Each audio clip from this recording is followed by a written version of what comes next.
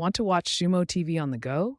It's easy to connect using your phone or a dedicated hotspot. First, enable the hotspot feature on your smartphone.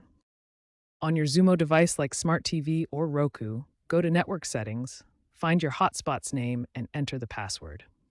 Launch the Xumo app, and you're ready to stream. For best results, aim for at least 5 megabps for SD or 25 megabps for HD streaming. Experiencing buffering? Move closer to your hotspot or switch to a 5G band if available. Use a speed test website to ensure you have at least 10 to 15 megabps download speed. Remember that streaming uses a lot of data, so monitor your usage to avoid overage charges. A 1-hour HD show can use 2 to 3 gigabytes. For security, always use WPA3 encryption on your hotspot and avoid using public hotspots for sensitive content. Some devices, like Roku, may require the hotspot to be in open mode for easier connection. Consider the differences between 2.4 GHz and 5 GHz Wi-Fi bands for better performance.